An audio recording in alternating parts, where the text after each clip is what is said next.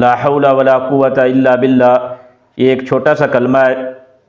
لیکن اللہ پاک نے اس کلمے کے اندر انسان کے رنج، غم، پریشانیاں، بیماریاں، تکالیف، مصیبت،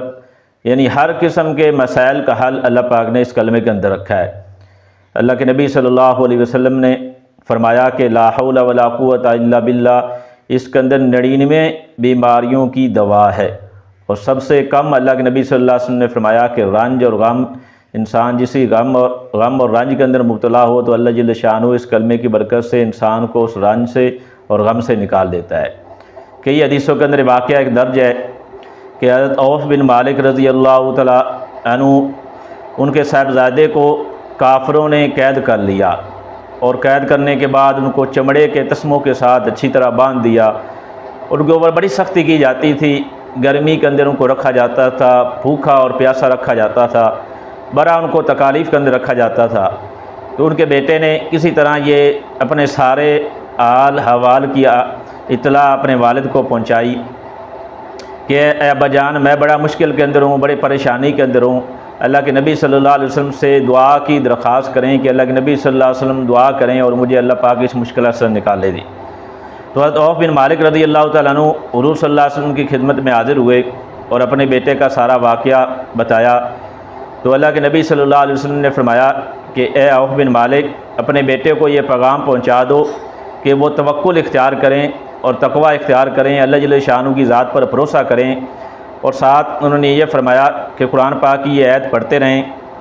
اعوذ باللہ من الشیطان الرجیم، لقد جاءکم رسول من انفسکم عزیز علیہ ما عنتم حریص علیکم بالمؤمنین رؤوف الرحیم فَإِن تَوَلَّوْا فَقُلْ حَسْبِيَ اللَّهُ لَا إِلَٰهَ إِلَّا هُوَ عَلَيْهِ تَوَكَّلْتُ وَهُوَ رَبُّ الْعَرْشِ الْعَظِيمِ۔ اور ساتھ اللہ کے نبی صلی اللہ علیہ وسلم نے فرمایا کہ وہ لا حول ولا قوت الا باللہ اس کو پڑھتے رہیں۔ تو حضرت عوف بن مالک نے یہ سارا پیغام اللہ کے نبی صلی اللہ علیہ وسلم کا اپنے بیٹے کو پہنچایا، تو ان کے بیٹے نے اسی طرح اس آیت کی تلاوت بھی شروع کر دی اور ساتھ لا حول ولا قوت الا باللہ کا ورد شروع کر دیا۔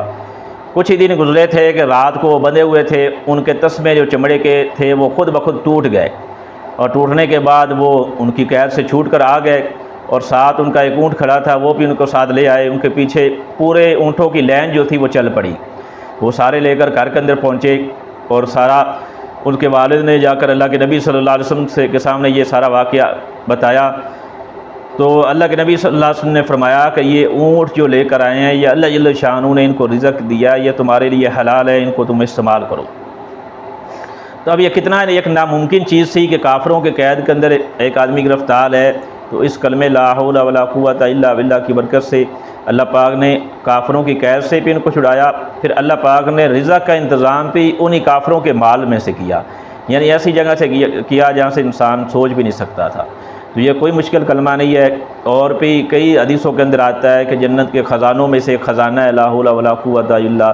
انسان کی مشکلات پریشانیوں کا حل ہے۔ حضرت عبداللہ بن عباس رضی اللہ عنہ فرماتے ہیں کہ انسان کسی مصیبت کے اندر پھنسا ہو، کسی ظالم بادشاہ کا ڈر ہو یا اور کسی جانور کا ڈر ہو، تو یہ لا حول ولا قوت الا باللہ کا ورد کرے گا تو اللہ پاک اس کو ان سارے مسائل سے اس کو نکلنے کی رستہ نکال دے گا۔ تو ہمیں چلتے پھرتے اٹھتے بیٹھتے اس کا ورد کرنا چاہیے۔ کوئی مشکل پریشانی آ جائے، کسی قسم کی بیماری آ جائے تو اس کا ورد کریں گے تو اللہ جل شانہ کی ذات سے امید ہے کہ اللہ پاک ضرور اس کو مشکل سے نکالے گا۔ تو اللہ جل شانہ کی ذات سے دعا ہے کہ اللہ تعالیٰ ہمیں لا حول ولا قوت الا باللہ کا زیادہ سے زیادہ ورد کرنے کی توفیق دے۔ وآخر دعوانا ان الحمد للہ رب العالمین۔